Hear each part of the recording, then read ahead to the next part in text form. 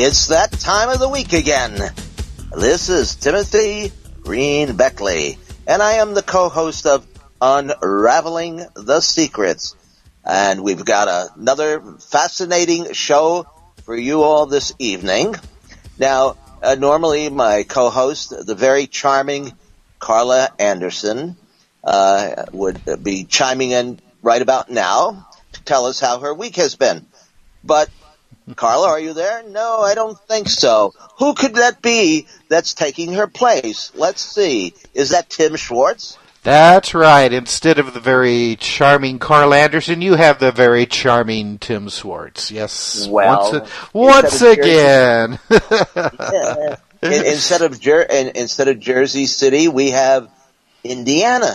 That's right. Jasper, Indiana. Which is a state certainly that has been in the news this week, but this is not a political program. So thank you. We will bypass our partisan politics and get on to the show this evening. I appreciate that too.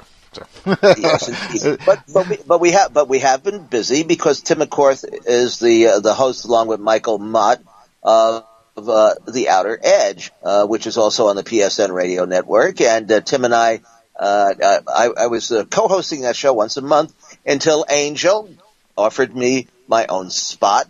And of course, I wanted to leave The Outer Edge and let the boys have the stadium back.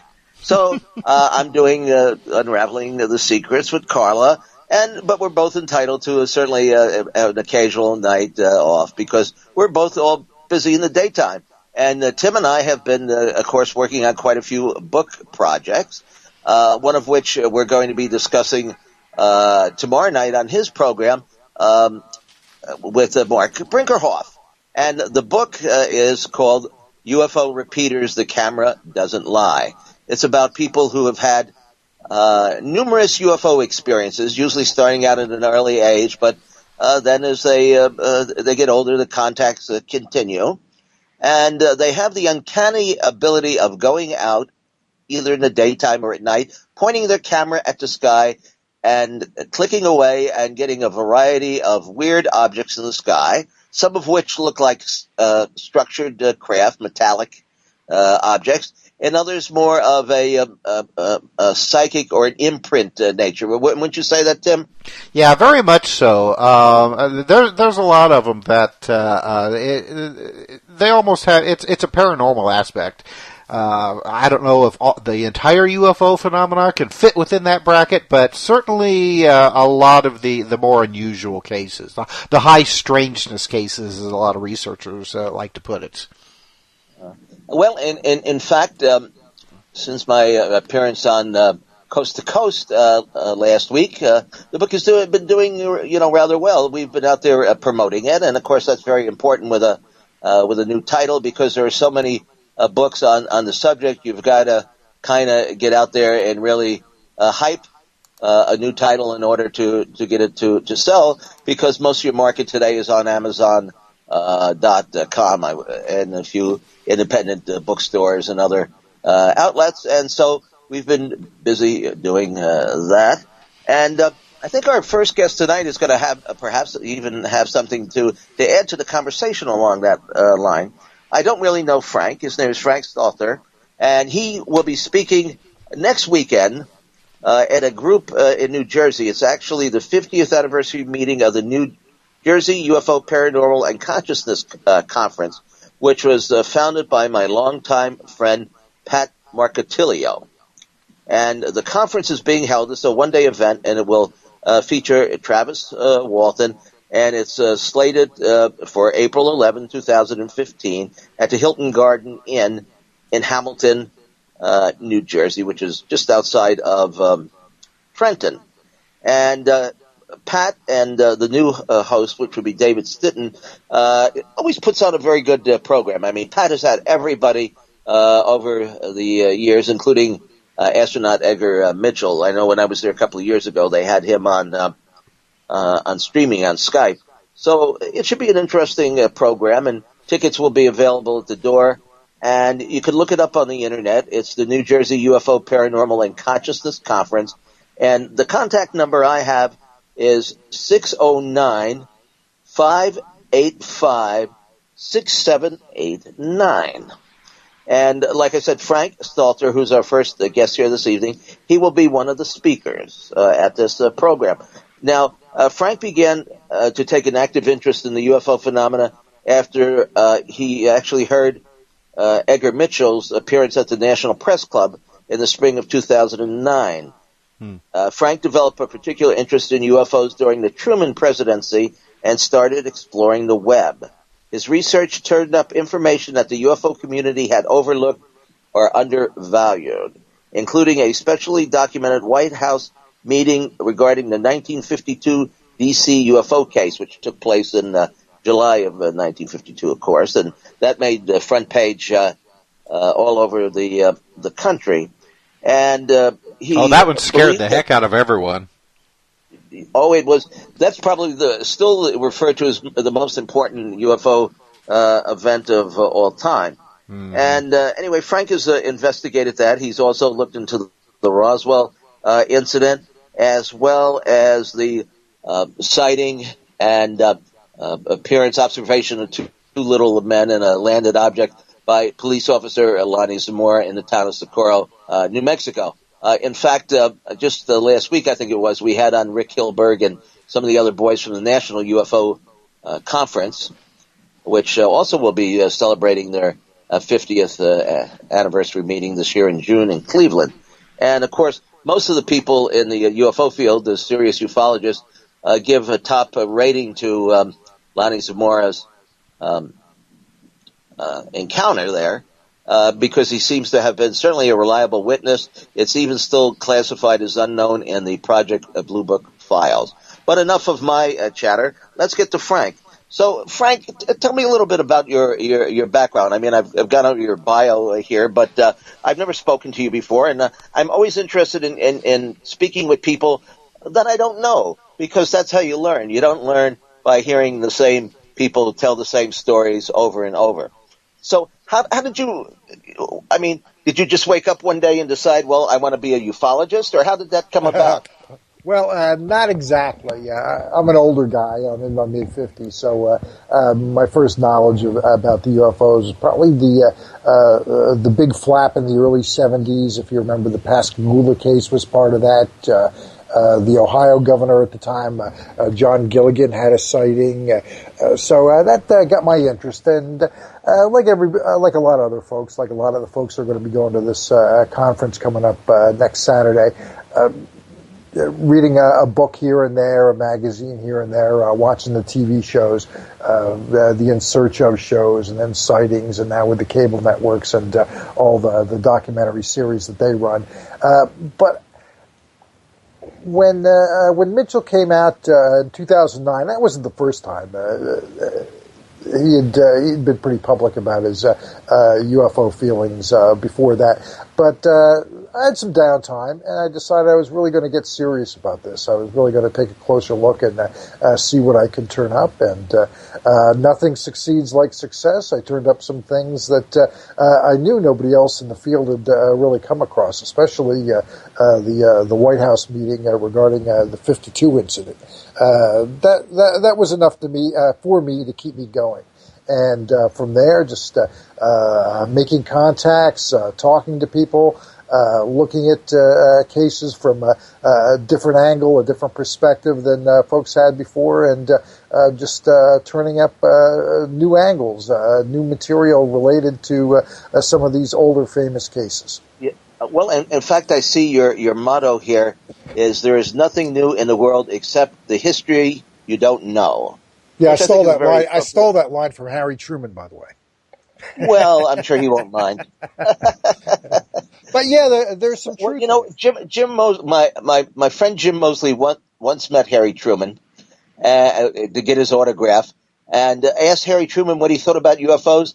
And Harry Truman's comment was, he said he'd never seen a purple cow, and he didn't want to. Now, ask me what that means. I have absolutely no idea. It was probably just an off-the-cuff statement. It's like Margaret Thatcher saying the people don't have the right to know or can't be told, or what remember her remark Sure. about the Bentwaters case. So, I mean, sometimes people do make flippant remarks because they just don't have anything else to say at the moment, and their tongue is tied. And so Harry Truman said he'd never seen a purple cow. Well, I'm sure a couple of presidents since then have, but that's besides the point. Okay, so Frank, what did you find out about Harry Truman's administration? This is certainly around the time when the UFOs were just getting, going as far as like, in the public consciousness.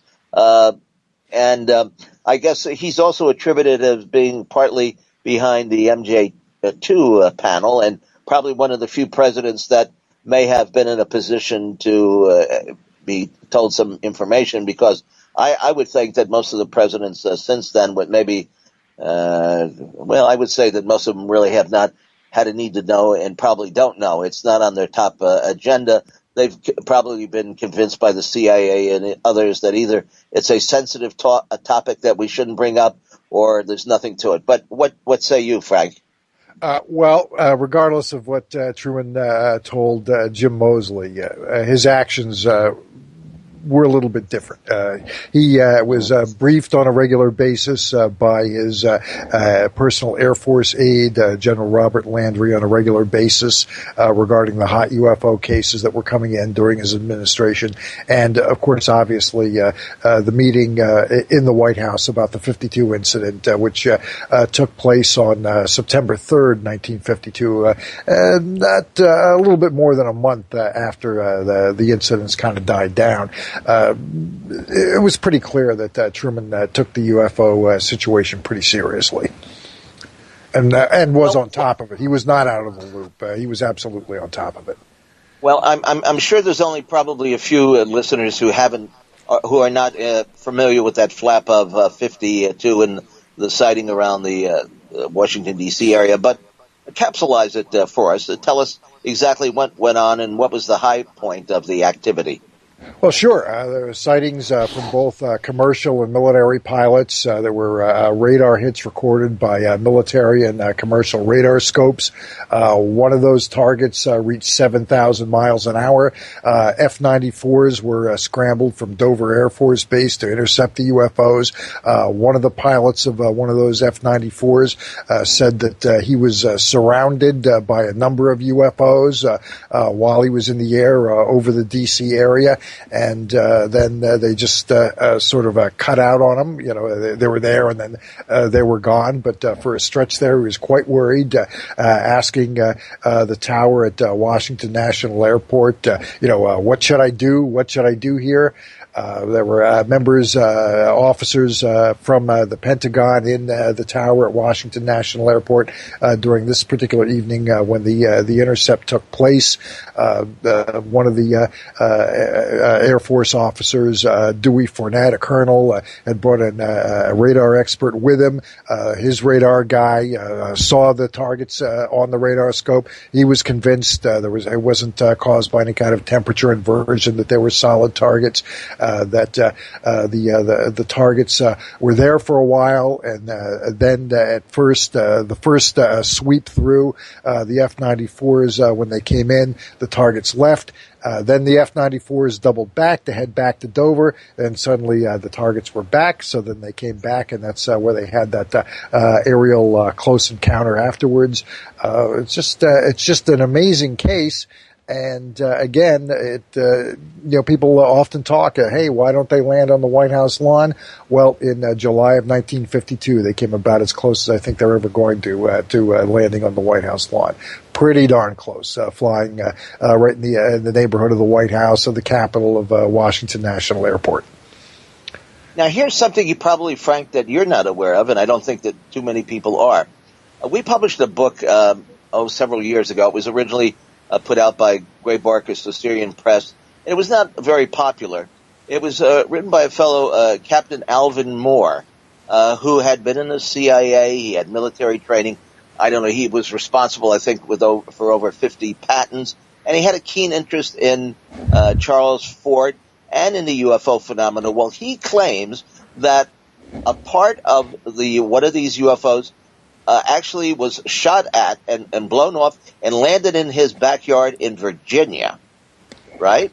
Okay. And he describes it quite in detail in the in this book that we privately published, and that he took the material and put it in a safe that supposedly only he had the combination to in a very secure location. Well, when he went back to retrieve the material, the part of this UFO that had been shot at, and part of the object had landed in his backyard, it was gone.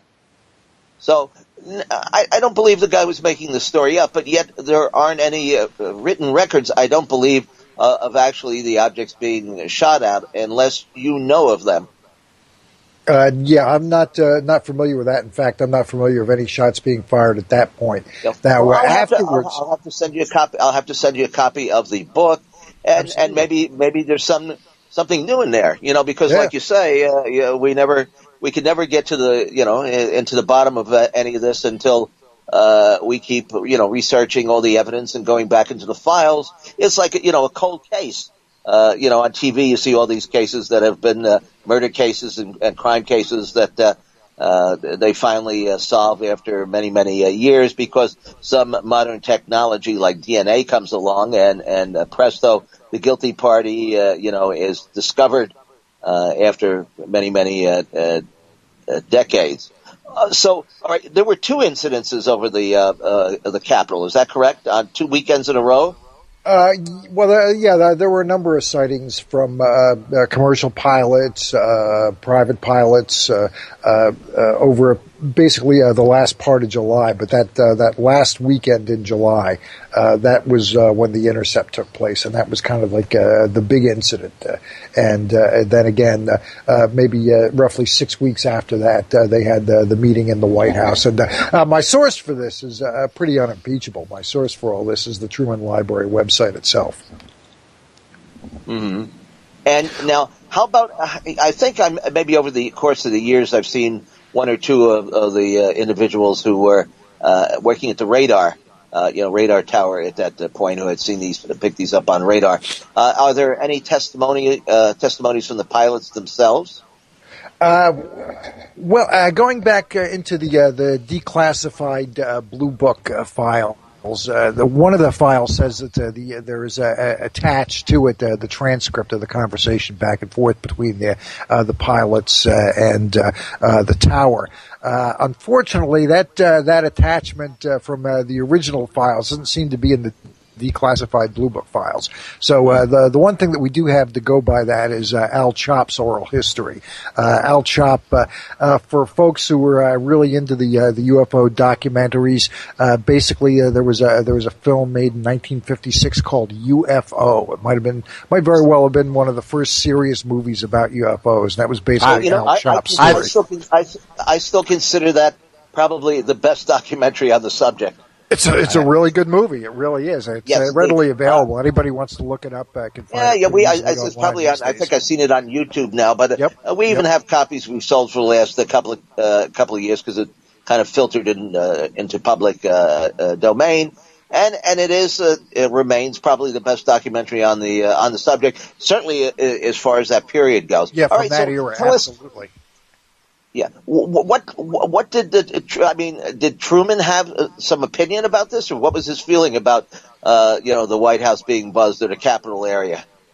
Well, just the fact that he wanted to be informed and was kept informed about the phenomenon throughout his entire presidency, really, starting in early 1948. So when maybe 6 months or so after the phenomenon sort of heated up in that big summer, with the Kenneth Arnold case and then the Roswell case after that. So he was being briefed again quarterly by his. Like I said, his Air Force aide, Robert Landry. Again, the source on that is, the Truman Library website. Landry provided them with an oral history and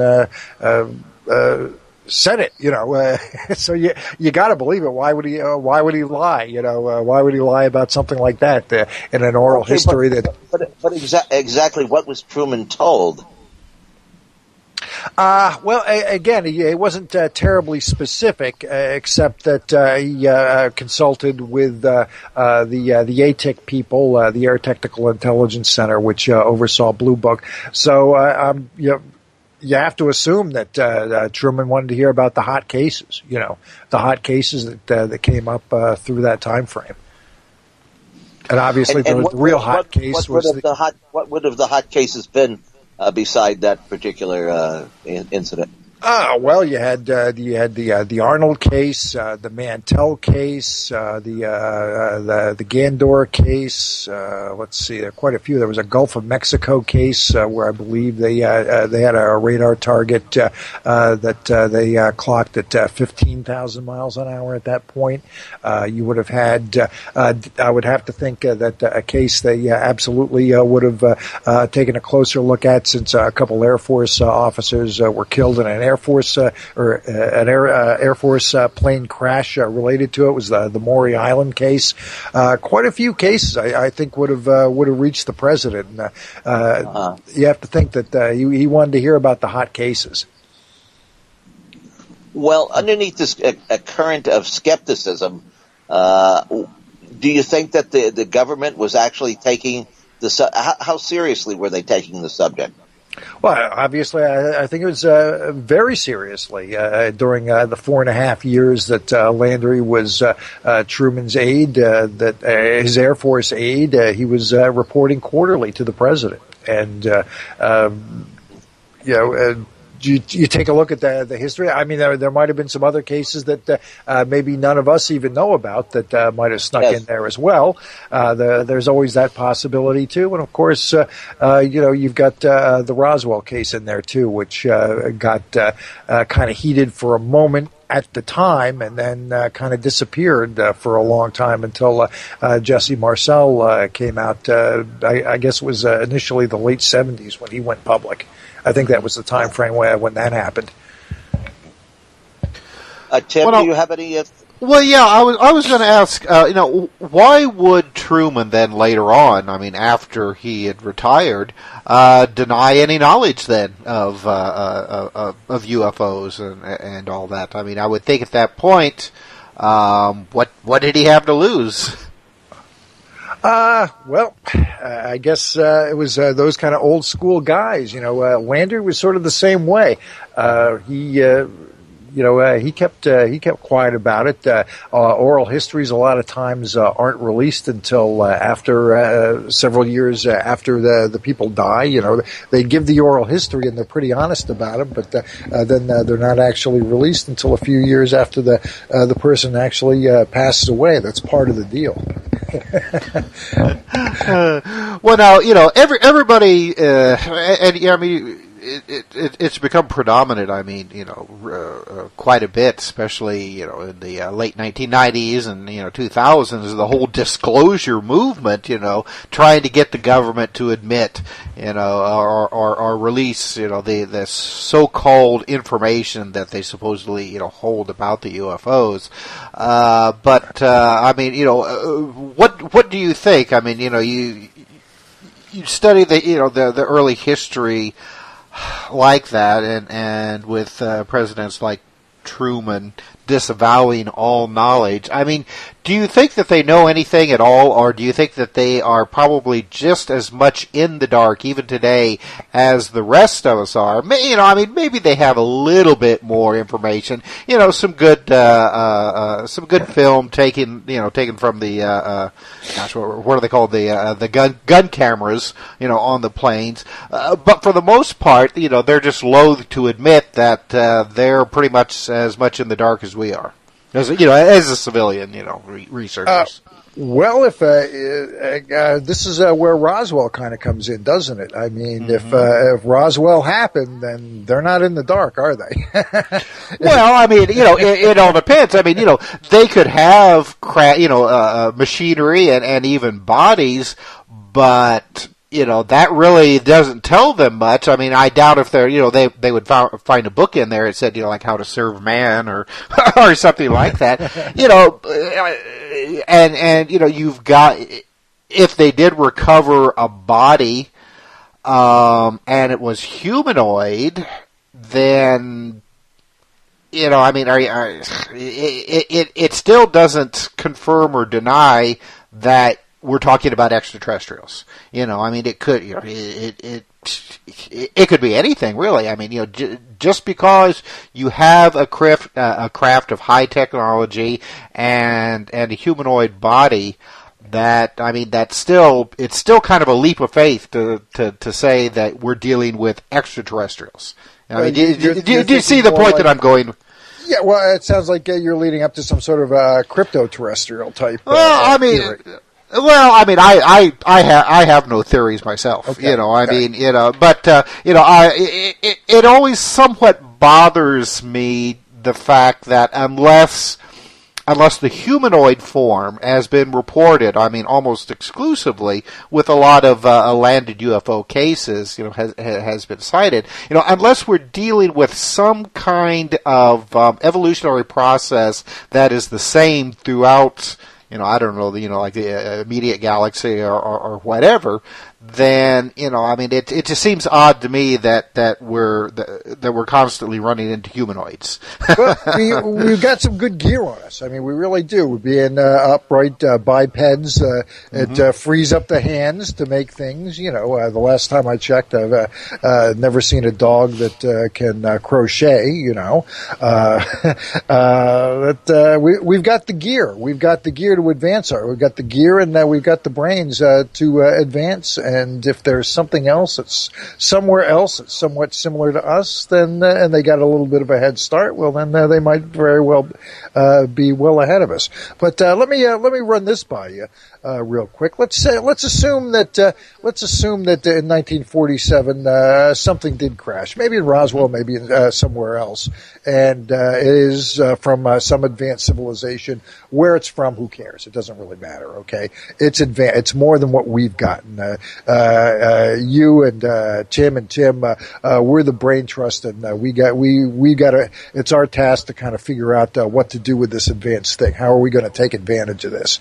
Well, it's got advanced propulsion, and it's got advanced avionics, and we're looking at this stuff, and we can't figure out. We can't make head nor tails of it, but we have been able to figure out one thing. And this is one pretty important thing. We've been able to figure out what it's made of. And it's made of a metal that there is no commercial industry for it anywhere on the world, and it has the highest strength to weight ratio of any metal on our planet. We know it's made of roughly the same stuff. It's essentially the same as the metals on our planet, and this ship is made of a metal that is on our planet, and we're just not taking advantage of it.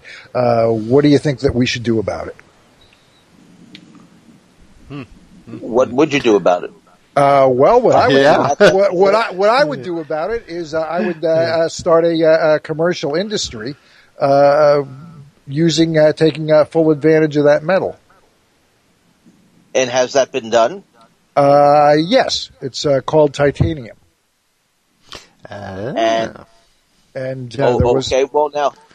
Titanium is used in the manufacturing of rockets. Absolutely. Oh, lots I doubt very stuff. much that we could have gotten to the moon in the time frame that we did without titanium. Some of the fastest planes in the world take full advantage of titanium. What happened was we were breaking the sound barrier. Even through World War II, a lot of the planes were not all of them, but a lot of them were still manufactured. They were wood. They're wood structures, some of them, not all of them, but and the rest steel. And steel is heavy. Steel is really heavy. And aluminum, they had aluminum back then, and it was used widely, but aluminum, of course, a lot lighter than steel, but it's soft.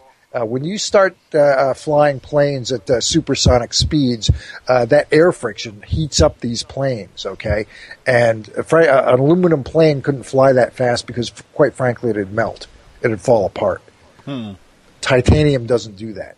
To give you an idea, the SR-71, which is basically an all titanium plane, finally put together in the early '60s.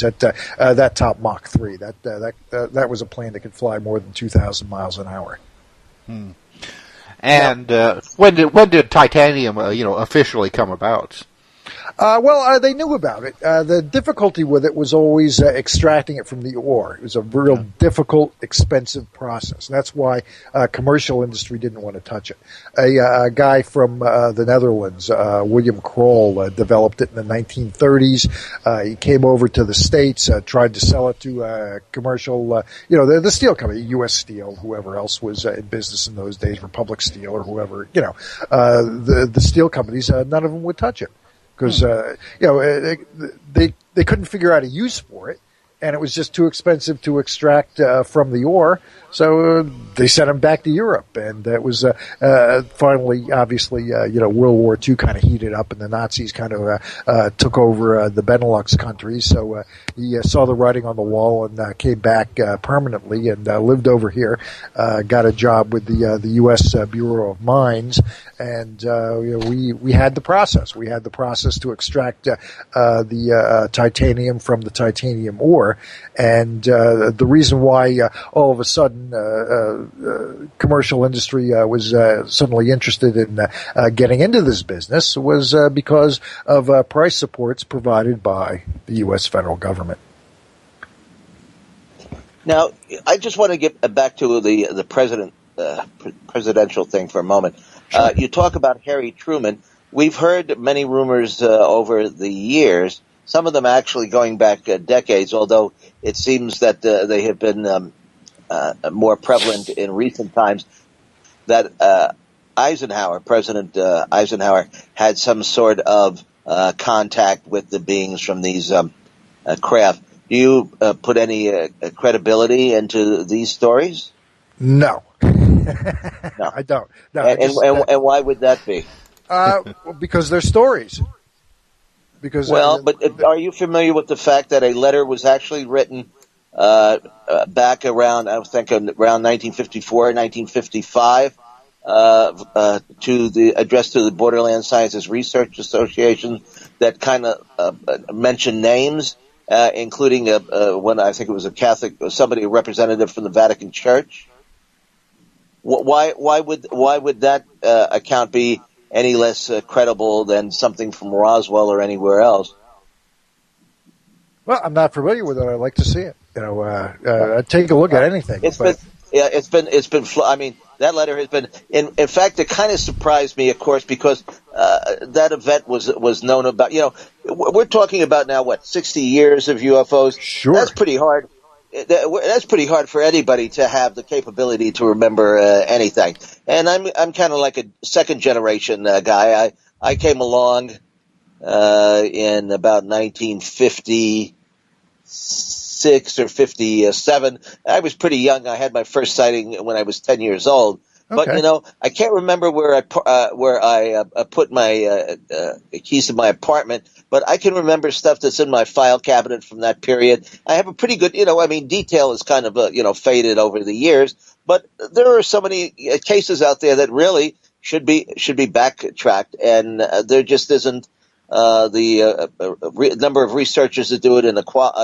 Everybody seems to have an agenda. I mean, let's face it. Some people believe in Roswell. Some people don't. My feeling about Roswell is that, yes, something probably crashed. It certainly was not a mogul balloon, but I'm more likely to pin it on the Nazis, engineers, and scientists that the government brought into this country under Project Paperclip, right? Because they had been in doing channeling and trying to establish contact with the UFO beings going back as far as about 1920 in Germany, and they even have the diagrams and illustrations of these disc-shaped crafts, some of which look remarkably similar to the ones that supposedly George Adamski took photographs of. And I'm certainly not a big supporter of George Adamski because he was a New Ager and claimed that he had spent most of his childhood in Tibet. And we just know that that's just totally absurd. I mean, 80% of what he said was just totally hokum, but maybe there's some truth in the other 20%. But there has been this persistent rumor about, Ike having this, encounter. Toothache, maybe and he was out in Palm Springs, and they made up the story to sort of dodge the press that he had the dentist appointment. But he went to I've heard a couple. He went to it was Alamogordo or Edwards, and that's where supposedly the meeting took place, and they signed the treaty to exchange technology for letting the aliens get away with the abductions. That's slipping into fantasy. I mean, but the original story there now. That was Murdoch Air Force Base, I think, in those days, and of course there was a lot of Murdoch. Okay, yeah, instead of Edwards. Okay. There was a lot of strange activity and phenomena being seen around that area, and in fact, I published in a book that we did on Death Valley encounters that the military had there, where they would actually watch through their night scope and through binoculars.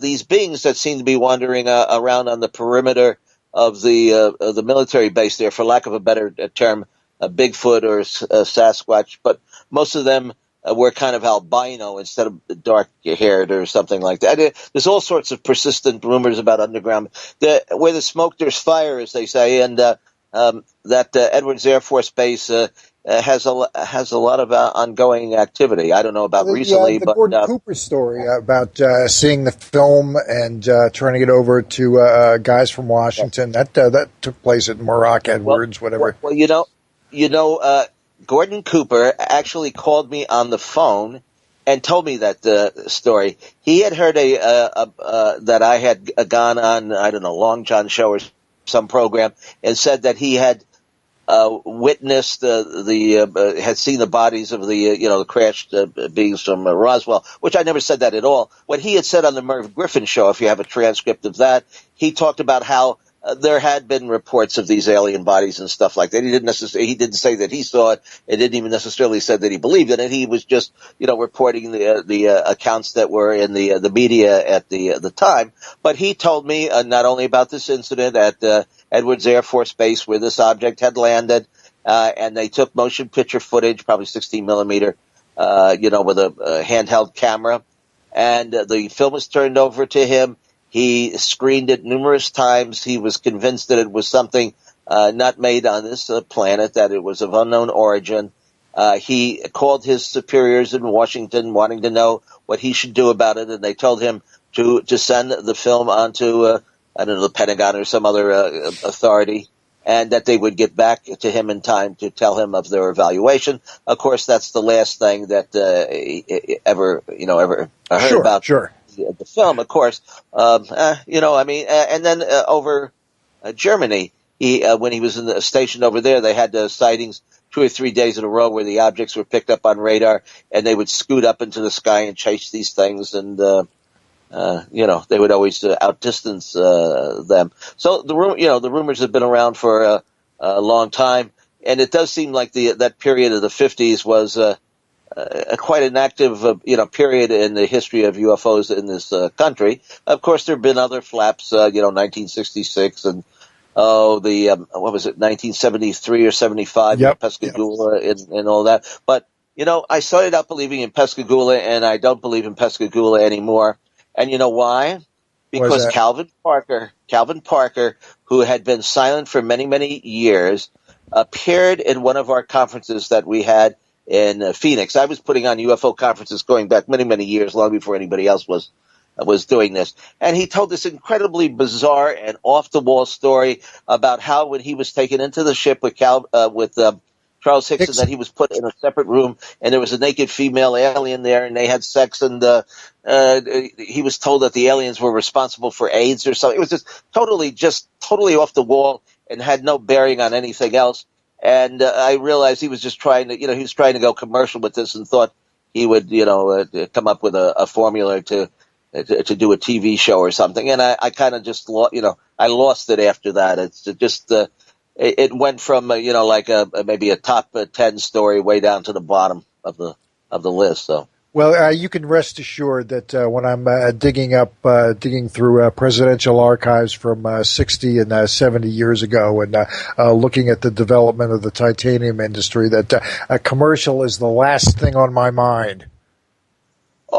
well, yeah, no, for sure. I can imagine. This stuff is very geeky. We don't have that much time left for this portion of the program, but I do want to get into the Lonnie Zamora case. Now, I have to take issue with you on this one. I'm just sorry. To me, there's too much in the way of evidence that something very peculiar took place there, and the likelihood that some students from a nearby university were responsible.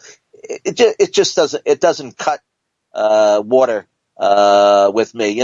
In fact, Ted Phillips was one of the investigators on the case when he was very young. And he became tightly associated with Dr. Hynek, and we had him on the first show of the Unraveling the Secrets here. And to me, there's no doubt that something landed there and that he had a legitimate sighting. But you tell us your take on this, because it's certainly fascinating and different. Okay, well, certainly. Let me run the source of all this by you first. Yes. Okay, one of the. I've been corresponding, going back and forth with different researchers, different friends in the business, and they're a wellspring, sparks for ideas. Look at this, look at that. And I was going back and forth with a researcher named Tony Bergalia a while back. And one thing he asked me, hey, if you're looking around and you ever run into anything related to a gentleman named Clyde Williams, who ran the Battelle Memorial Institute, which is not too far from Wright-Patterson Air Force Base, and UFOs, get back to me, let me know. So I said, okay, let's do that. So I came up with some things about Williams and was looking through and saw the name Linus Pauling. Now that to me, Linus Pauling is one of the greatest Americans who ever lived. He won 2 Nobel Prizes, one in chemistry, the other in peace. Just a great man, he really was.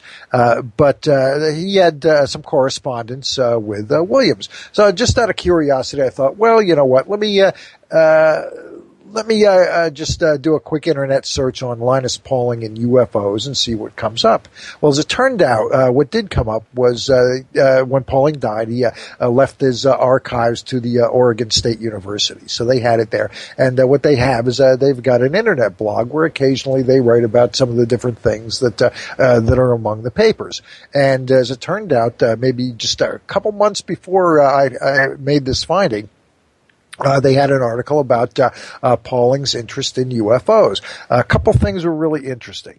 One, at least at one point during the mid-'60s, he was considering undertaking a research project on UFOs themselves, and he laid out what he thought would be a good framework for putting together a UFO research paper, forum, conference, what have you. And also, there was a piece, his correspondence regarding some back and forth he had with the president of the local university in Socorro, Sterling Colgate. Okay, and at one point, Pauling wrote Colgate, hey, do you know anything about this Lonnie Zamora case? What do you think about it? And Colgate wrote him back and said it was a student hoax. Well, those two findings came up. I got back to my buddy Tony and told him that this is what I found looking at this. I thought it was kind of interesting. This scientific paper that Pauling had laid out, I thought that was the really interesting item. I thought that was the thing that I was really going to follow up on. Tony looked at the Socorro thing and go, well, I'm going to follow up on this. This is I got to get hold of this guy Sterling Colgate. And as it turned out, he did. Colgate was still alive at that point. He was in his 90s. And Tony wrote him, and Colgate got back to him and confirmed that, it was a student hoax. I know who did it. I'm still in contact with these guys. They were students at the time, and now they're working retired. They had full careers as scientists. Now they're retired guys. They don't want anything to do with the UFO business. But they did. But that's it's like Jim Oldberg. When I investigated the case of the astronauts who had sightings in space, and including the Gordon Cooper incident. I mean, you can say anything that you want. It didn't happen, and so forth and so on. There's a big leap of faith in saying that this is what happened and offering evidence that it did. I mean, as far as I'm concerned. Okay, well, of all the people that who might have an opinion on this particular case, whose would you rank highest? Ted Phillips. Really? You wouldn't? Yes. You wouldn't rank Lonnie Zamora as highest? Well, Lonnie, outside of the witness. Well, yeah. When Okay, when Lonnie Zamora was at his closest point in his original report, when he was at his closest point to this vehicle that was lifting off and leaving the area, he just said it looks like a balloon. That's what he said. It didn't look like an extraterrestrial craft. It didn't look like some sort of exotic experimental vehicle that the Air Force was putting together, NASA was putting together. He said it looks Frank, like a balloon. Look at the object at Roswell. It's described as feeling like pliable aluminum or something like that. I mean, UFOs come in all shapes and sizes, and perhaps of different substances. It's not to say that it's a balloon because maybe it looked like that. And I haven't particularly is that in the official Air Force transcripts or interviews? Absolutely, it is. When Zamora was originally drawn to the scene by a speeding black Chevrolet that he said was driven by he described as a boy about 17, which would be roughly college age. Okay. Then, as he was chasing this car, his attention is drawn to a roar and a flame in the sky. That's sort of off to his right as he's driving south out of Socorro, off to his right. Okay, he never sees any kind of vehicle land. He hears a roar and a flame in the sky. He doesn't describe any vehicle. He's real specific about this. Lonnie Zamora is a great UFO witness, okay? I want to be really clear about that. He's a fantastic UFO witness, and I've got a lot of respect for UFO witnesses. And again, I want to make this very clear. Zamora is a great witness, and when you read his account of what happened that day, you don't have to believe my position or agree with me, but you at least have to respect the fact that it lends at least a little bit more credibility. Well, anyway, when Zamora has to get to where this roar and flame is, he's got to go off the main road. He's got to go up sort of like a dirt road, and sort of up, and then when he gets to the crest of this hill that he's got to climb in his police car, he looks down at an arroyo, okay, and he sees at some distance, he sees what he thinks, because he's pretty far away from it, what he thinks is an overturned car, and he sees a couple people there in overhauls. So this is another key point. He never sees any kind of vehicle land. When he gets to the point where he sees where this vehicle is, it's on the ground, and he sees a couple of people outside the vehicle already. He never sees anybody get into or out of any kind of spacecraft, aircraft, whatever the case may be. Again, he is real specific about that. Okay. Now, when he drives closer, and for him to drive closer, the way this road works is, as he drives closer to this vehicle, suddenly there's a hill, there's an upcrop there, and he's actually, the closer he gets to it, he's not able to see the vehicle anymore. Okay, until he gets very, very close to it. Okay. So in that time frame, I believe that he has that the people who were putting together this sort of prank had enough time to launch their balloon and then get out of there. So they brought the balloon to the area in a truck, or they blew it up when they got there, or? My understanding is, per Colgate in his correspondence with Tony, is that they use some kind of a flame, maybe like some how do we know tank. Colgate just isn't a UFO skeptic? I mean, there are people that have said all things about UFOs that just turn out not to be true. We don't know that. We don't know that, but you've got Zamora's testimony. You've got Zamora saying. Well, it seems about every investigator who ever studied the case agrees that it was, something very unusual that took place, and it doesn't sound like a balloon. And according to Ted Phillips, there were other witnesses as well. There were other people that had sightings that day and the day before or the day after, right in the vicinity there. I mean, there was sure. UFO I mean, going on, if Zamora sees it, why wouldn't somebody else see it? Of course, they'd be able to see it. Why wouldn't they? I don't know. To me, the witness, there was landing marks, there was burnt soil. I know you think it was cardboard or something. Well, I'm not sure exactly what it was. I mean, there's some speculation there. My understanding is some burnt cardboard was found in the area. Well, but I don't know what that. But also, like I say, in addition, there were other sightings. You couldn't blame that on the college students. And why would they pick Socorro? I mean, why? You say to make it a tourist attraction? They were going to college in Socorro. Yeah. They didn't pick it. I mean, they were already there.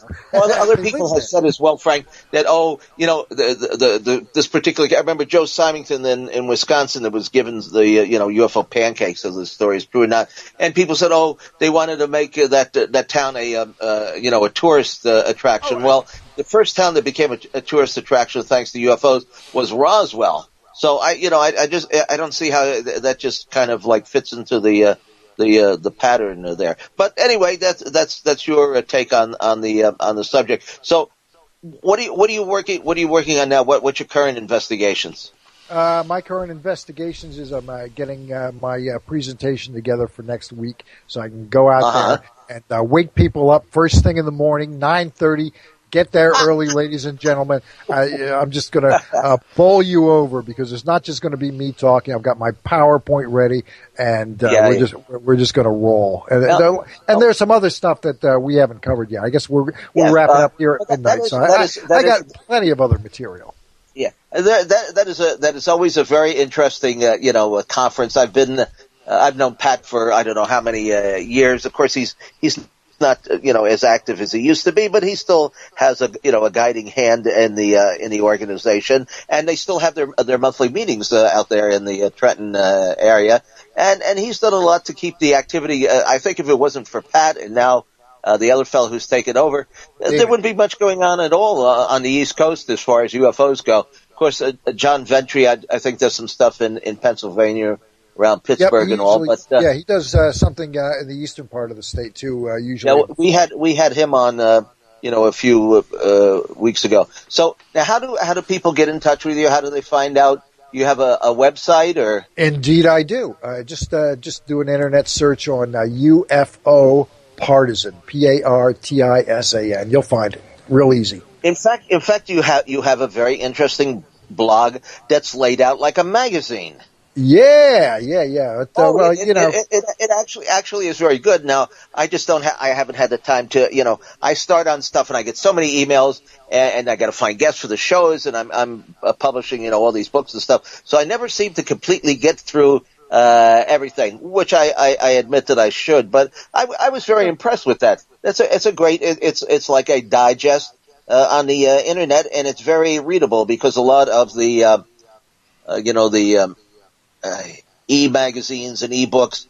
I don't know. I'm just not a big fan of reading stuff on the internet. I like my hardcore physical, magazines, which of course is very difficult to come by these days. The only magazine published in English that I know of at the moment devoted exclusively to UFOs is called The Australian Ufologist, and you got to kind of look high and low to find that or subscribe to it. Of course, there's a 14 Times, but that's not entirely UFOs, and that's about it. You got to go to the internet and squint to see everything. But good luck to you, and I hope. Thanks a lot. Thanks for having me. The time flew by. Well, we will have to continue this discussion, and when you find out more about Lonnie Zamora and some of these other cases, we should unravel the secrets, and maybe we found another secret to unravel today. And Frank, I want to thank you again.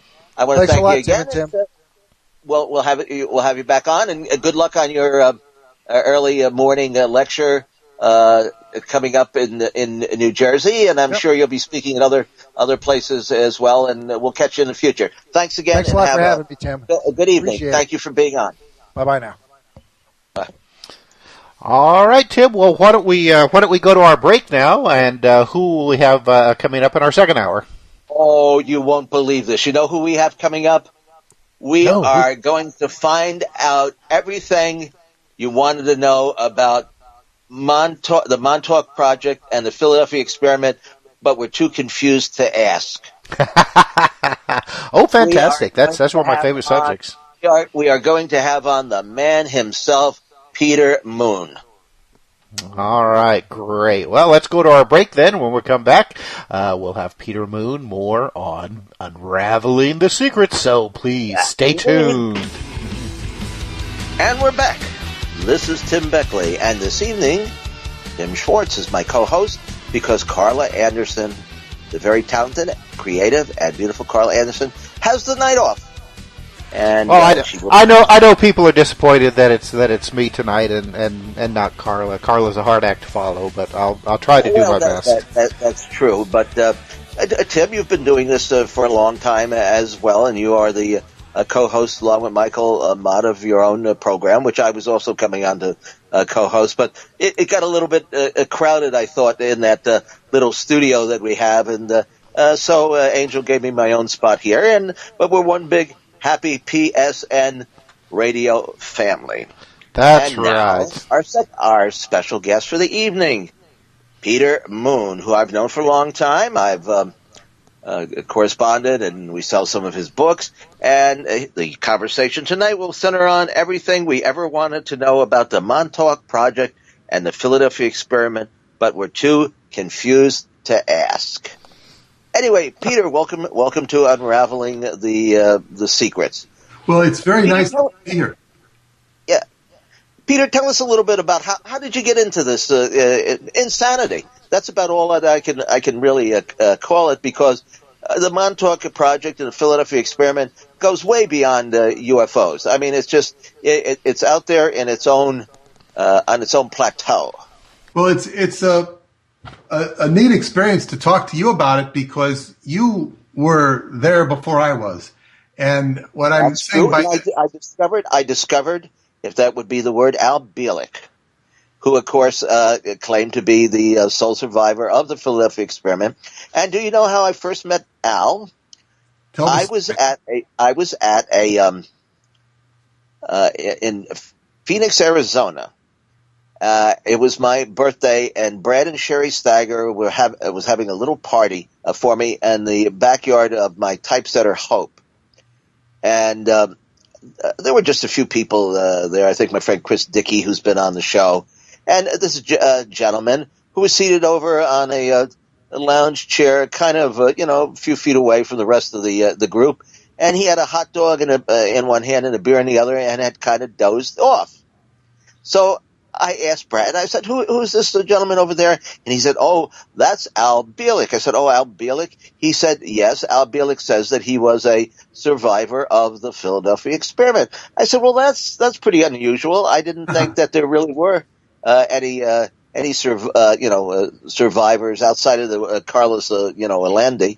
And so, he eventually put the beard out, or maybe he got a second one, and I started talking to him. And he told a fascinating story. And I said, Al, I'm having a conference out here in a couple of months. I'd really like to get you on the program. And he had never done any, public speaking before. He said, oh, I'll have to think about it. And I said, really do, because people have always asked me about the Philadelphia Experiment and what really went on there. And if you really are a survivor, or you know about this, it would be a great service to the public to tell of your involvement. So 3 months later, my program was set to, we'd rented a nice hotel facility and had all sorts of speakers on the program. We covered it all. We had some nuts and bolts people, like one of the astronauts I remember was there, Brian O'Leary. And then we had the people who had a little bit more far-fetched the stories to tell, and that would be Al Bielek. Anyway, I get to town, of course, maybe about a week before the event, to start promoting it locally. And Al calls me one day, and he says, I don't know what to do. And I said, well, what do you mean you don't know what to do? He says, well, I've never talked before. And so we agreed to meet at Denny's, right? So we meet at Denny's, and I said, Al, the best way to do this is kind of take some file cards, 3x5 file cards, and take some notes and kind of stack them in front of you and go through the, the notes. But I said, you know this story so well and you seem sincere about it. Best thing to do, just throw the notes away and tell it from the heart.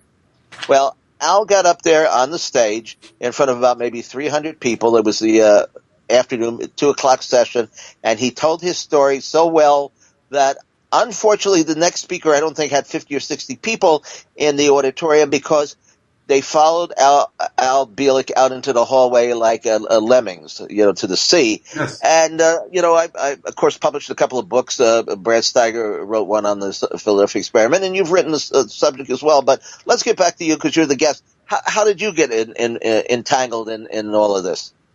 Well, I was actually sitting next to Al Bielek when I saw a lecture. I was attending a lecture on Earth changes, and two of the people on the panel were Preston Nichols and Duncan Cameron. There were at least three other people on that panel that night, and I was actually going to meet Preston because of his inventive skills. He had invented a machine that he called the Biophys, which is now evolved into the Pyramid of Sound, which was basically designed for balancing the human aura. And I was interested in his machine, and in order to meet him, I had to be subjected to a lecture, which turned into a lecture or many information being thrown around about first the Philadelphia experiment and then the Montauk Project.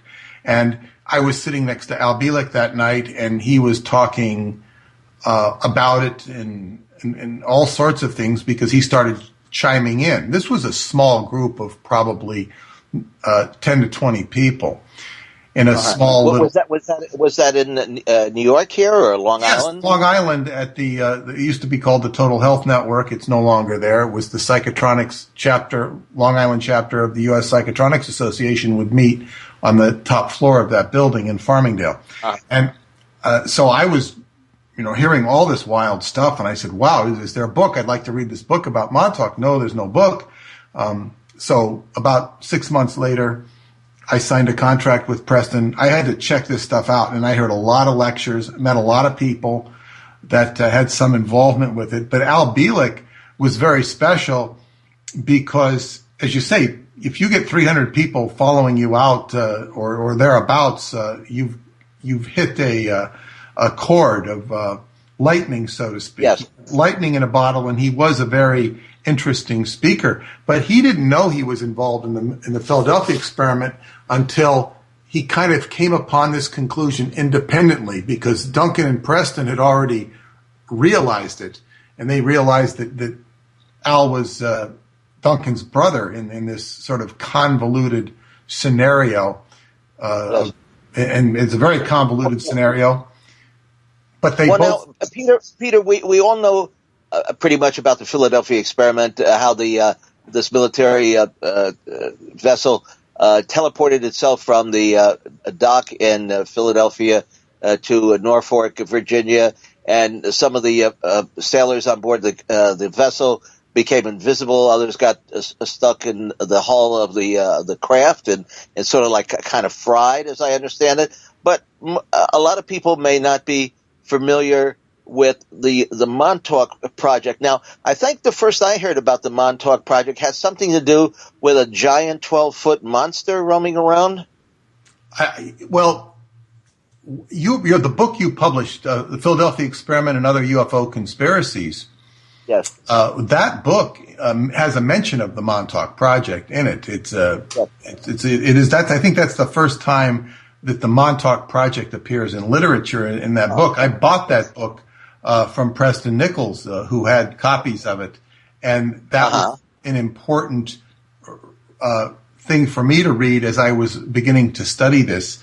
So the Montauk Project was, according to what Al and Duncan had figured out in trying to piece back their memories together, was where they had landed after jumping off the USS Eldridge in the Philadelphia experiment. They jumped off the Eldridge, knew not to stay on board, knew not to hit the bulkhead itself and jump overboard.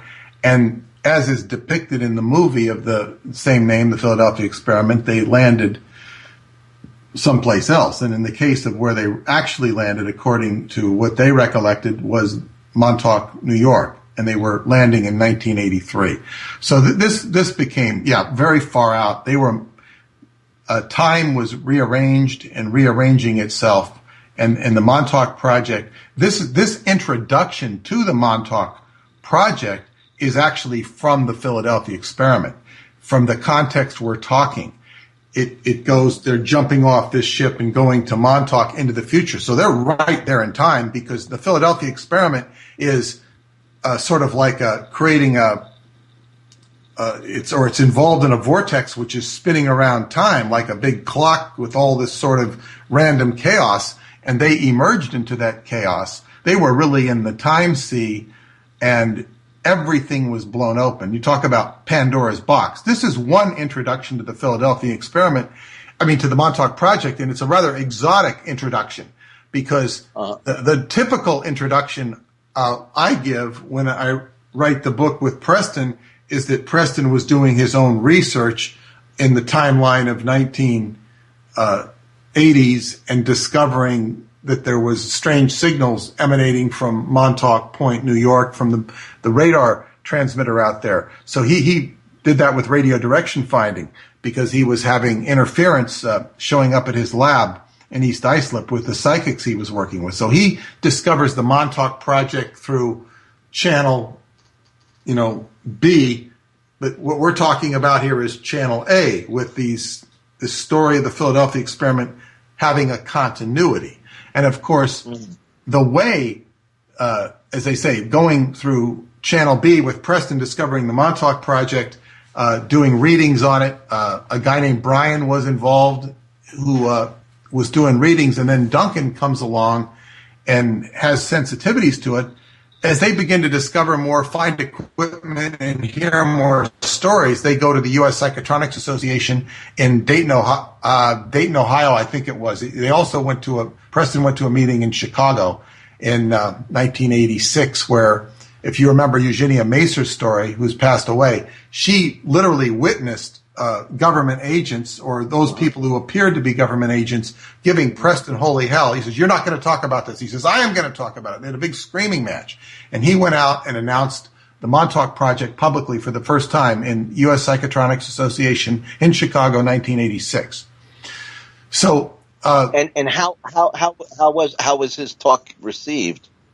Well, I did not hear the talk because I didn't come around till 1990, but it was obviously received with a lot of interest and intrigue, and he felt that he needed to talk publicly about it, because he said, if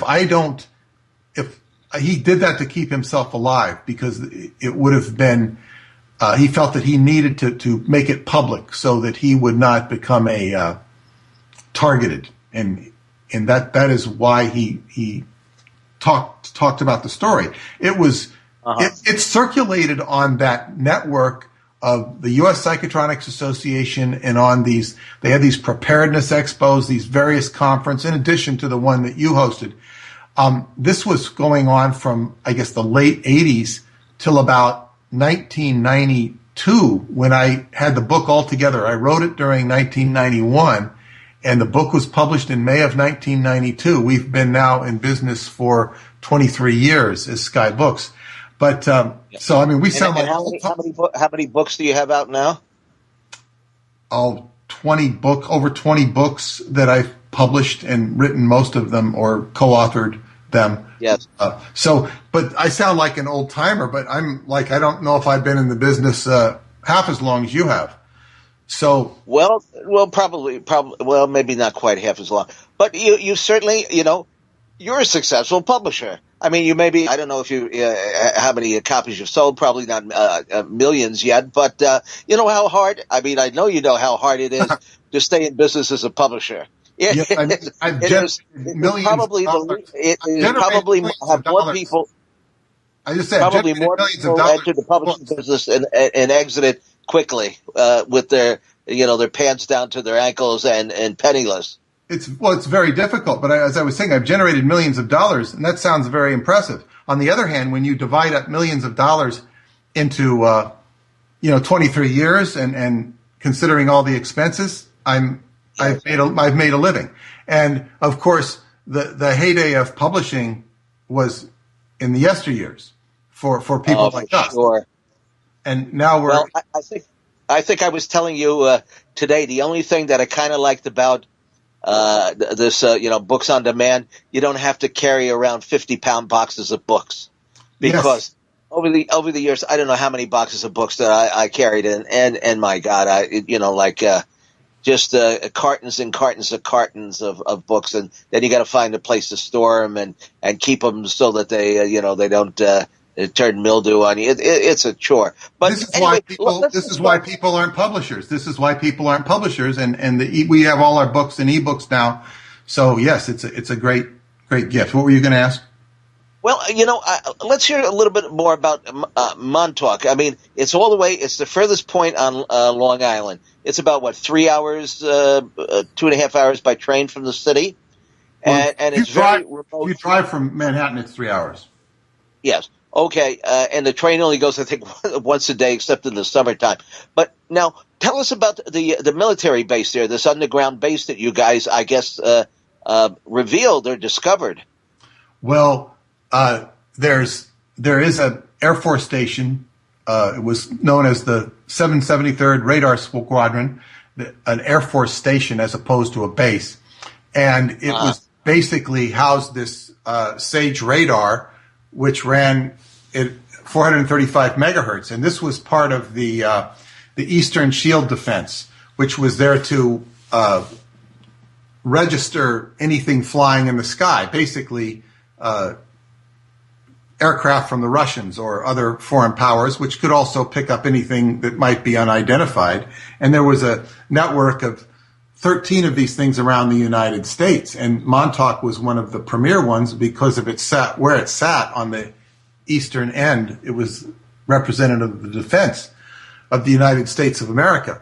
So, and of course, they took all this data and they stored it beneath ground. So there was a huge underground to store and secure this data in case of an atomic attack or anything. They would have all this secure area down there. And there was a point when you could see a huge ramp going underneath that transmitter building. The blueprints of Camp Hero are classified to this day by the government. They will not release the blueprints. So according to legends, there are deeper levels to the underground than would be the ordinary military levels. And some of these would be ancient stuff that would go into the inner earth or be connected to the ancient civilization of Atlantis. But just on a more tangible note, in 1990, it was 91 or 92, they have a parade during St. Patty's Day. It's the third biggest parade in New York State at Montauk.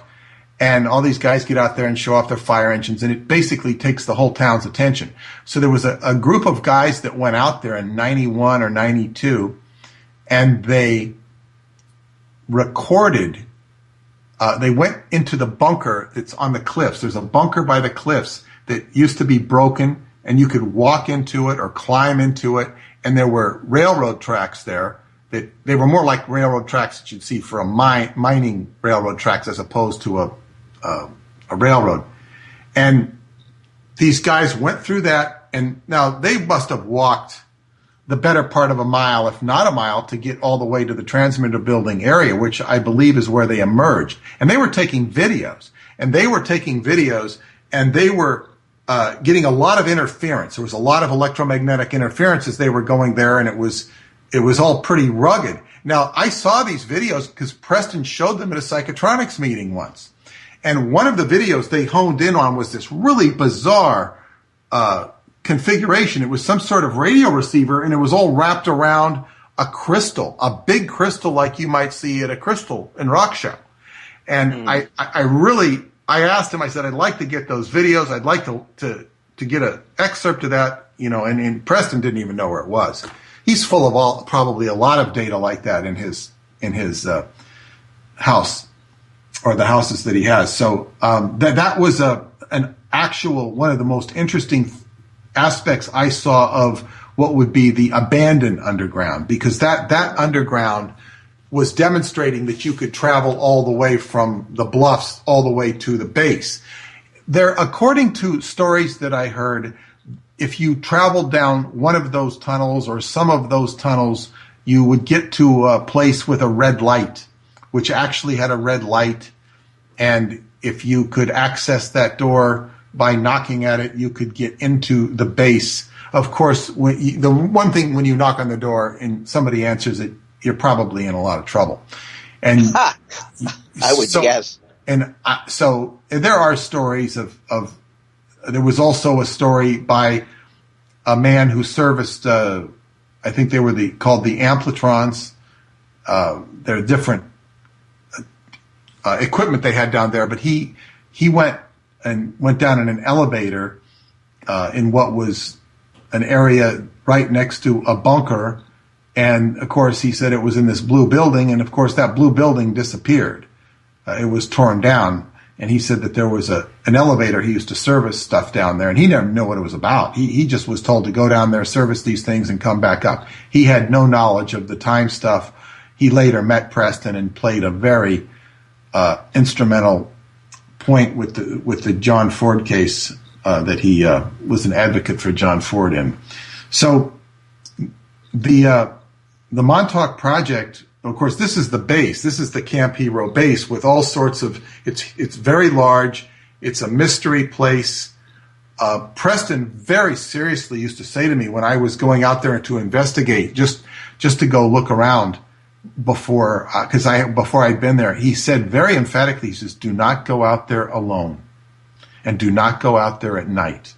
Take a friend with you. Take a sensitive." But he was emphatic that I not go out there alone, because he says things happen to people out there. So it's a mysterious place, and the energy is a lot different. Now, are the bunkers? Do people still go in there? I mean, I've seen photographs of all what this looks like, torn apart equipment and stuff. I mean, are there still entranceways? Well, they blocked up the entranceways, and sometimes guys will hammer through the entranceways. They've hammered into the transmitter building at different times. I haven't been out there in a couple of years, so I haven't seen it, but people would hammer in, and if you went, and I went into those areas before they were blocked up because they were accessible, and you see a lot of abandoned stuff, but it really wasn't.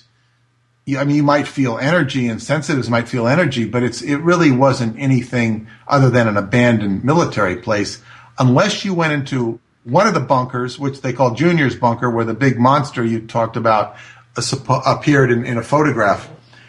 Those go way deep. Those go about 7 levels down, and those have huge places where they used to store munition and this sort of thing. So there is a lot of space under there. Well, what was, maybe you could describe it in a little bit more detail, what exactly was the Montauk experiment? It was a time travel project? Well, and also, what was its connection with the Philadelphia experiment? Yes, that's a good question. Well, the Philadelphia experiment, and they sent the survivors to 3 different places, as I understand, and one of the places, one was Virginia, I think Quantico, Virginia, and they sent the others, I don't remember the third one, but the other one, and I think the main study was done in Camp Upton, which is Yaphank, which later became Brookhaven Labs. So they were studying these sailors to see what made them mad, and they did a whole, crazy when I say mad, and they did a whole human factor study on why these guys were going out of their minds when they went out of this dimension. So the human factor study combined the Nazi data from the Mengele experiments, and they did a whole human factor study at Brookhaven Labs, which was laced with MK Ultra type experiments, and they basically figured out the mind of man and put it on a computer, and eventually could control the mind of man, experiment with it, and interface it with a computer or with radio receivers. And then they took the experiment in about the 1970s out to Montauk, where they had this big radar dish, and the radar, that was now antiquated because they now had over-the-horizon radar. So this radar dish was an antique, but they found out that they could use it because this 435 megahertz was what they call the window frequency to the human consciousness. It ran at the window frequency to the human consciousness. So if you would put a individual and project his thoughts connected to a computer, connected to radio receivers out through this transmitter, you could amplify what he was thinking and affect the moods and feelings of people in the town of Montauk, the animals, and this sort of thing. And there were a lot of reports of deer going crazy. We do have video footage of birds going crazy out at Montauk. And that was in 1993. They were experimenting with radar out there, the Cardion Radar Company. So that eventually, when you can manipulate that much mental energy, it, according to the book and the story, the Montauk Project, Experiments in Time, which is available at skybooks.usa.com, that's my website, skybooks.usa.com, is that they were having time phenomena. So time would change, or something might appear out of time. So they began to experiment with time and began to get good at manipulating it, or good enough to where they were, according to the stories, they were opening up holes in time or vortexes and sending people back to them. And this is the more fanciful part of the story. And it goes into sort of a chaotic game, or chaotic circumstances where you have all these people doing all these crazy things. It could be on this timeline or that timeline. I would like to say one thing, though.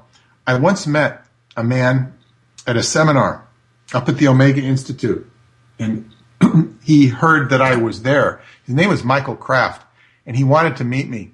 So I met him, and he had written a book called Alien Impact. And Alien Impact was a book that he, part of it, the book included a lecture he had featured with Preston Nichols and Duncan Cameron in Arizona.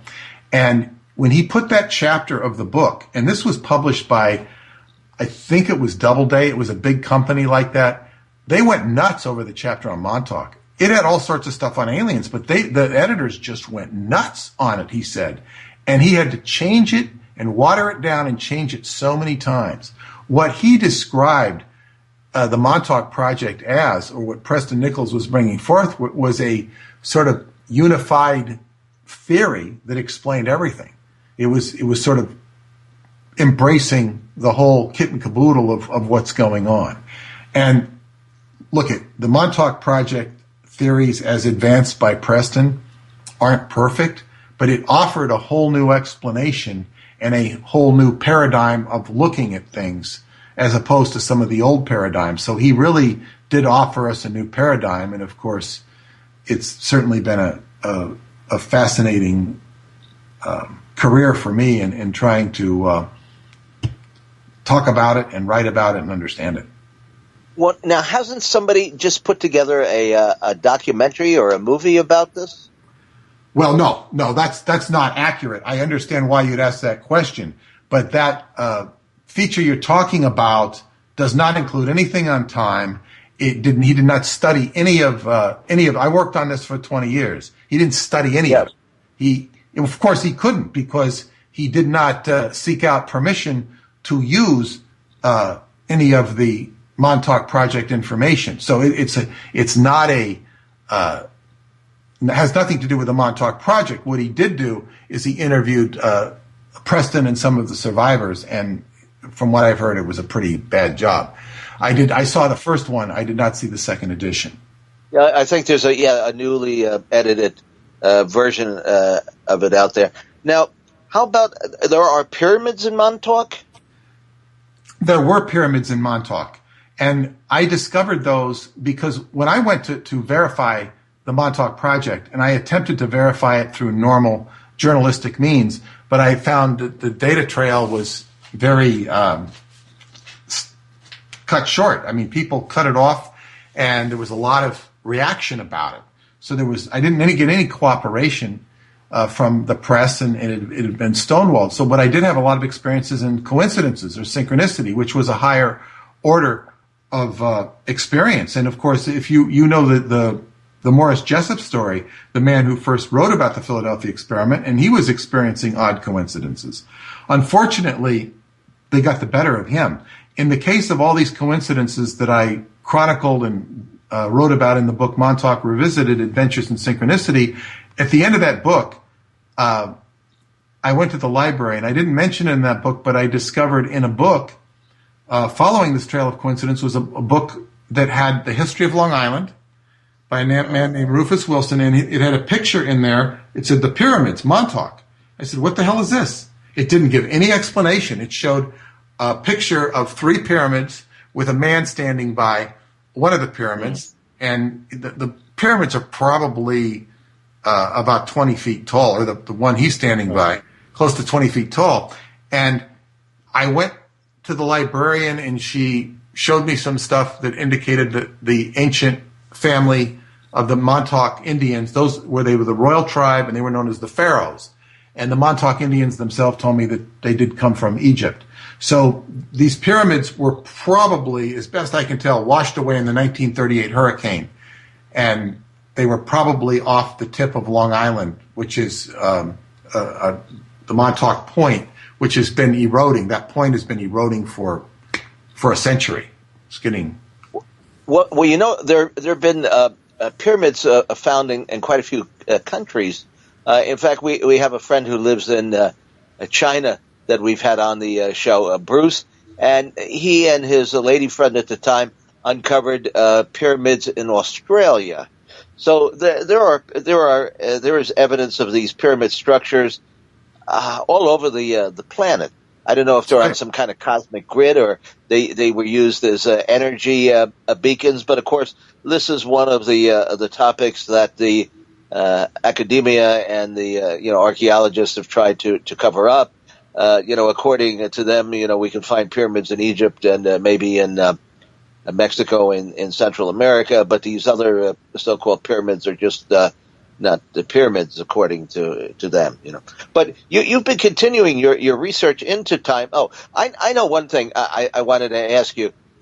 Carol Rodriguez, who's been my associate for many years, she read a book that you did about Ong's Hat. Is that what it's called? Yeah, Ong's Hat, the beginning. Now, I wrote the introduction to that, and I'm listed as a co-author. That book was compiled and put together by Joseph Matheny. And Ong's Hat, and Ong's Hat is, of course, an obscure location in New Jersey. There's an Ong's Hat Road where there was the scientists at Princeton, which it connected to the advanced Institute for Advanced Studies, where Einstein was, and that hatched the Philadelphia experiment. Out of that same area, they used to go to a hunt and fish club in a place called Ong's Hat, New Jersey. So there was a lot It's in the Pine Barrens, right near where the Jersey Devil is supposed to lurk. Yes, and there was a lot of stuff that went on with the physicists that were going down there, including John von Neumann. So what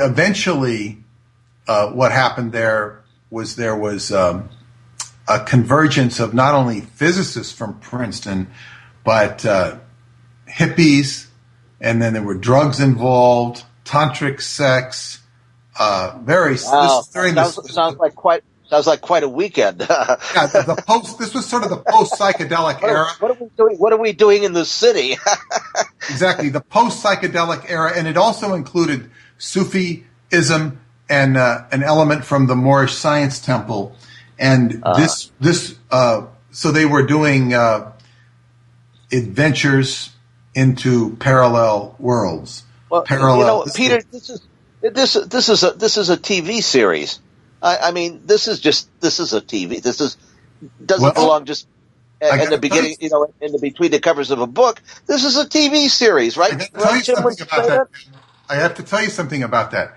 It was announced just the other day that Netflix has authorized a show called Montauk all about this stuff, and I've actually composing a letter to warn them about copyright infringement. And Ryan Murphy had already sold a Montauk series to Fox, so I had to notify them with a certified letter.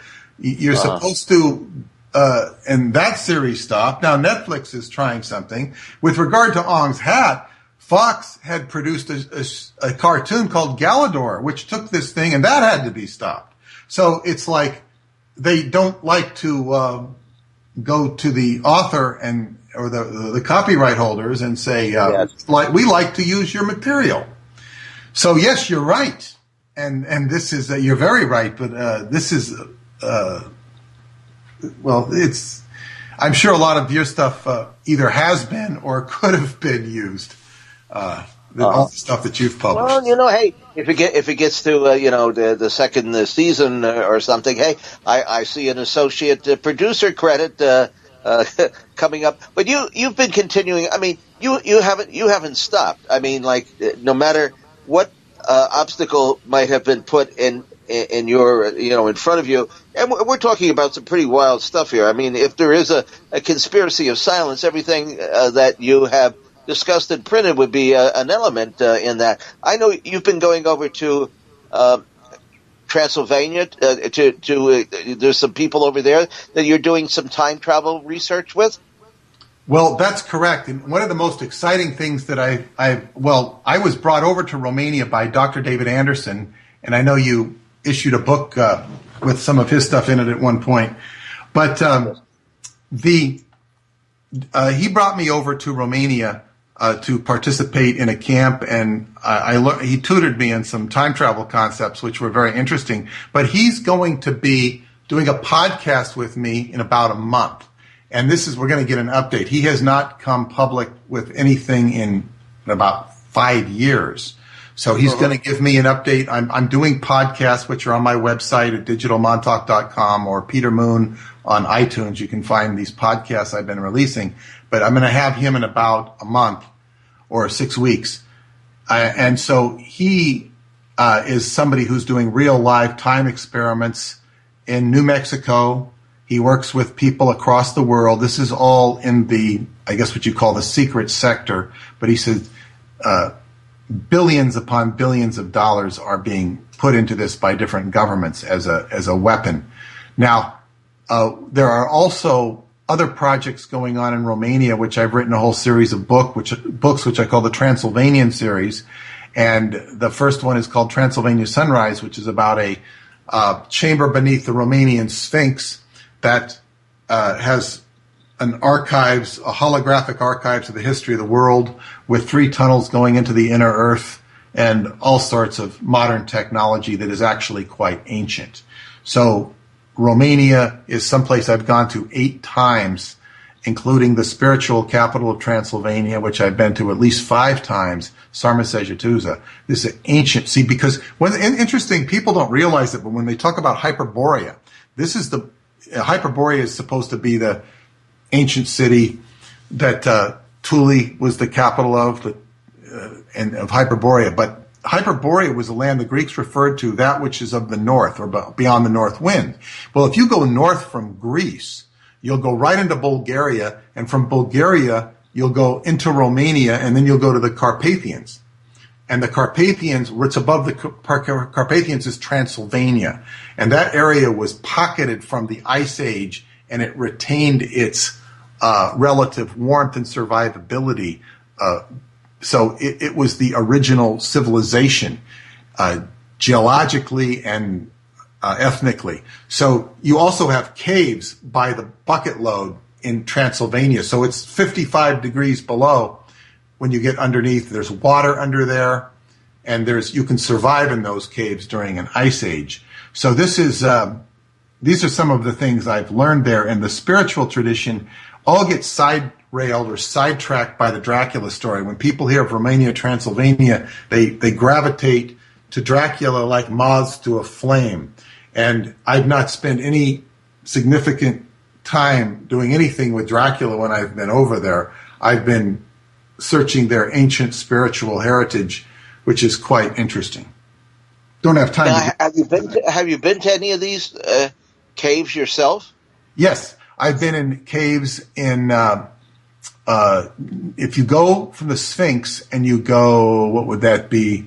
I think it would be west. Get my directions confused over there. I've been to a cave several times, the Yalomita Cave. Oh, what a beautiful cave! You can go deep, deep, deep, deep, deep, and it feel like you've walked a half a mile or so into that cave. Sometimes you have to get down and crawl. There's lights. There's railings and stairs that you can go. But when you get to the very end, and there's a waterfall you can kind of go off, and it's just beautiful. And it's, oh man, I've never seen a cave like this in my life. I've never been to the Carlsbad ones though, so I can't compare. But I'm going, and when you get to the very, very end, it's just open. And you could keep going, but you would need equipment. So I talked to a guy who went 80 yards beyond. He said that he had boots and he had a flashlight and he had boards. And he went 80 yards beyond which the public either is allowed to go or will sanely go, because there's nobody there to stop you if you go. But it's pure dark. And he said you go about 80 yards and then it just cuts off. And then, in other words, you'd have to have spelunking equipment. So this basically would be a cave that you'd see like in that movie Journey to the Center of the Earth. It just goes on and on and on. And this is one of many caves. I've been to that cave.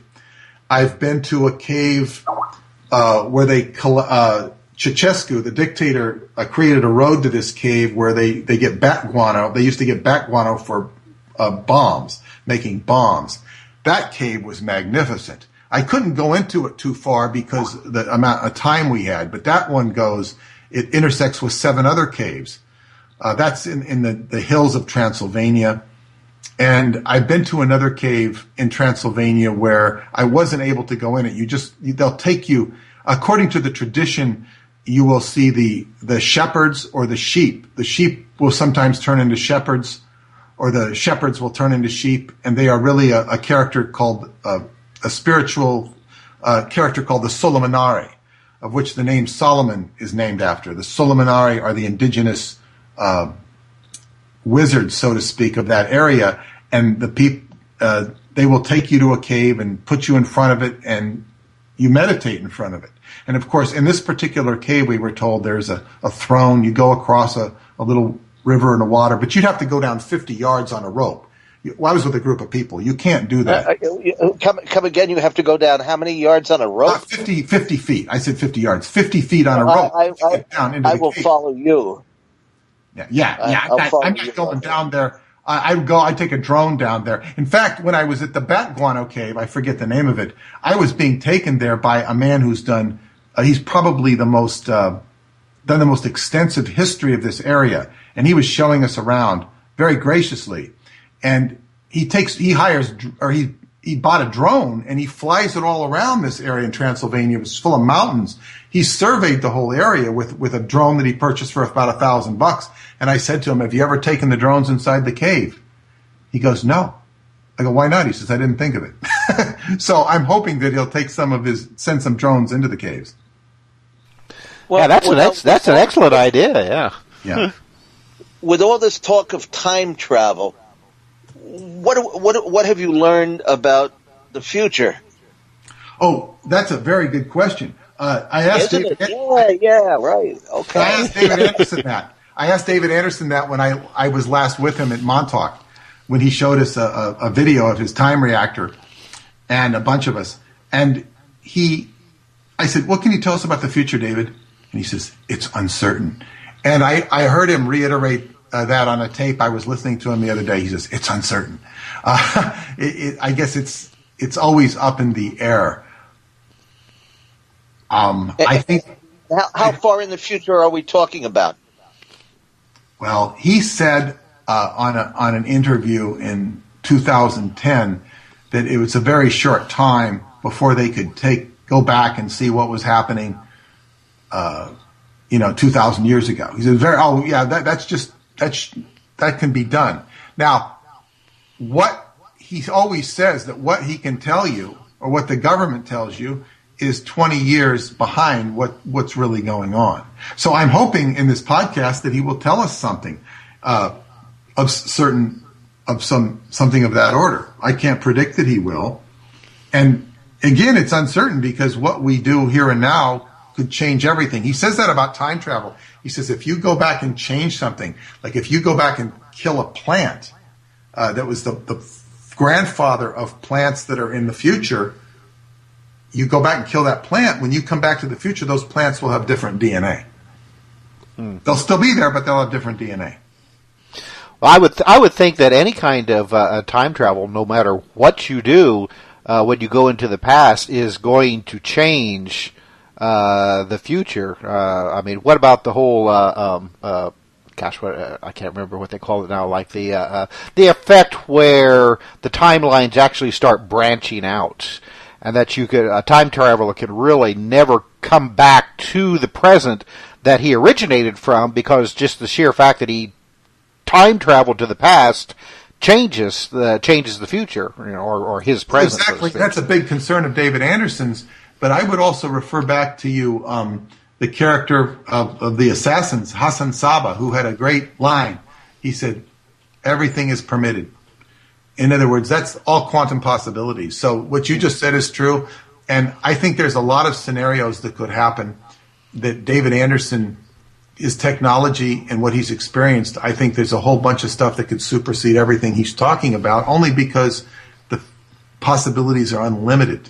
And he's doing research in a particular vein, in a particular venue, in a particular scenario. I'm not minimizing what he's done, because he is the forward vanguard that's going to tell the public stuff about it scientifically with a high degree of credibility. So it's like, but I think that if he's studying this stuff, and I'm going to ask him about that, if you're studying time, you're going to meet bigger fish that are also studying time. It's like he's not the first one in the history of the universe to do time travel. It seems like he is, but he's not. So, well, that's like a cartoon that I saw not too long ago. That it said that the reason the Titanic sank was because it was overloaded with time travelers who came back to find out why the Titanic sank. That's very interesting idea. Yes, because it gets top heavy. It's like too many people staring at a celebrity. He begins to hate people. So are we to assume that UFOs are the product of this time travel? I don't know. The most interesting thing I ever read about a UFO was Preston Nichols, when he did this book with me, Encounter in the Pleiades, an inside look at UFOs, and he described going aboard a UFO. And this was in his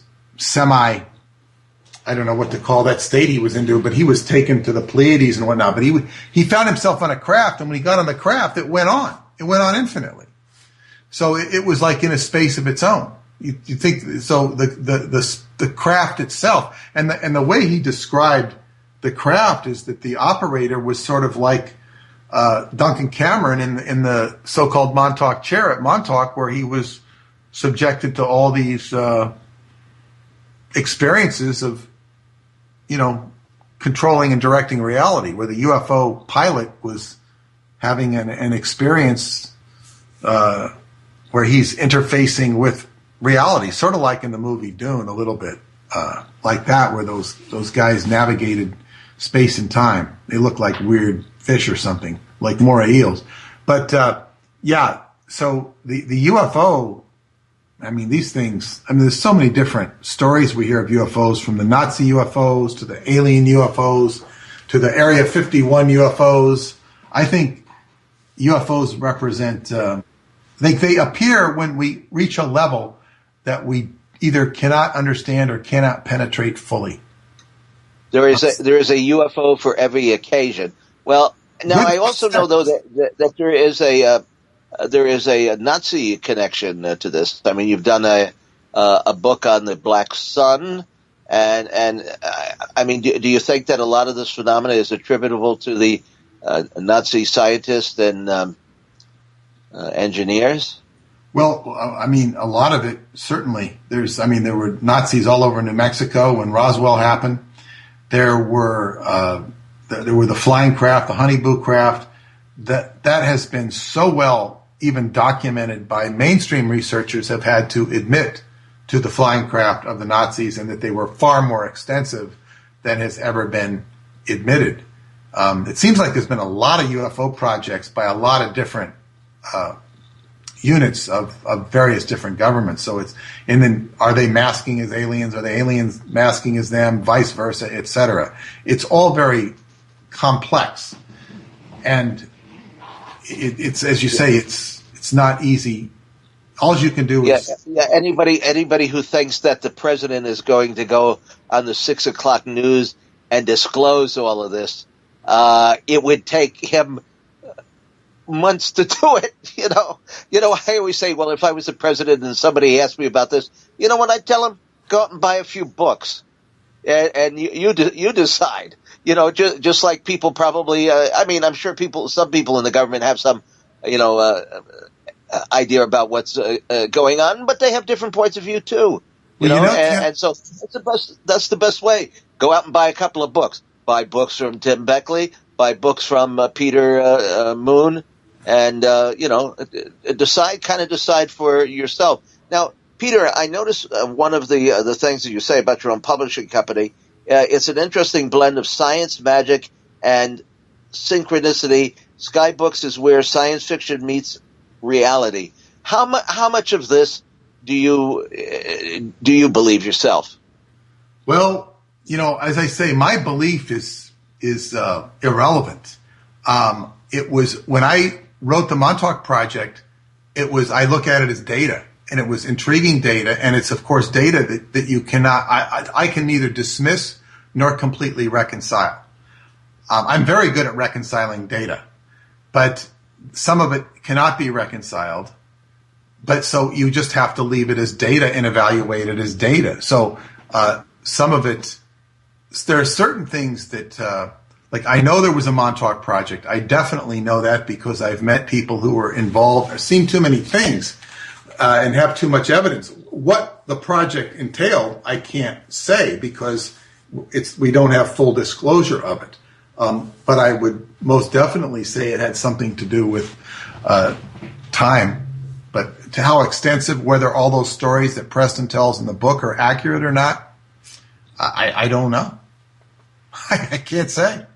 So it's tough, but I think it's definitely, for me, it's been worth investigating, and it's certainly expanded my horizons, and it's offered me many gifts, and I've enjoyed it as well. Where does Peter Moon go now? What's on the docket next? How many years in the future do you plan to be doing this? Well, Peter Moon's heart is in the when he met the medicine man of the Montauk Pharaohs. I'm directed to a Qigong teacher in Brooklyn, Roosevelt Gainey, who I've been studying with for 8 years now. So I'm like, that's where my heart is. And I want to, because that is about life extension. It's about health. Wow. That's really neat. But at the same time, I can't abandon my very intriguing line of research. And I think that David Anderson is going to come forth with some information in the coming months that's going to cause me to write about some of the things that he's involved in. I don't know that. There's David Anderson. There's also the Romanian space-time projects, which I've written about. I've done 5 books on those. I don't know if they're going to flare up. I have all these areas in my life that can, I've done so many things that I don't know what's going to, things are on the back burner, but they can pop up right now. Right now, I've been working on a book, which I'm very delayed on, called Stardust: An Initiation into Time, which sort of goes into the whole, I'm writing it so people can be prepared to deal with the subject of time as an initiation. If we really start learning about time travel, and David Anderson comes forth, and how are we going to relate to all this technology? Are little kids that can now operate cell phones before they're even a year old? Are they going to, the new kids 20 years from now, are they going to understand time like they did in Scotty beaming up on Star Trek?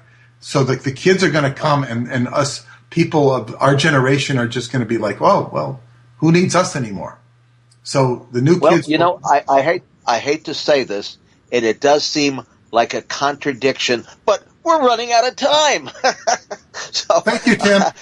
again, Peter, what's the internet site and that people can go to and order your books? And of course, I'm sure they're available on Amazon and so That's forth. true. And skybooks.usa.com and digitalmontauk.com. It's great to be Peter, with you guys. this has been, I think Tim will agree that this has probably been one of the most unusual and fascinating and interesting hours that we have ever spent with a guest. Yes, very much so. We will have to continue this 20,000 years into the future, or when back in time or ahead in time. We'll continue this on because it's certainly there's a lot more to tell of the Peter Moon story. And once again, I want to thank everybody for tuning in to Unraveling the Secrets. And next week we'll have several more very interesting and fascinating guests and areas to cover. And Carla Anderson will be back as my co-host. And again, it's Unraveling the Secrets. And perhaps tonight it was Unraveling the Future. Thank you, Peter. Thank you, Frank, for being on the program earlier. Thank you, Tim, for co-hosting and producing. And thank you, Angel, who I know is busy working on the archives in the Internet, which got partially wiped out. And this is the PSN Radio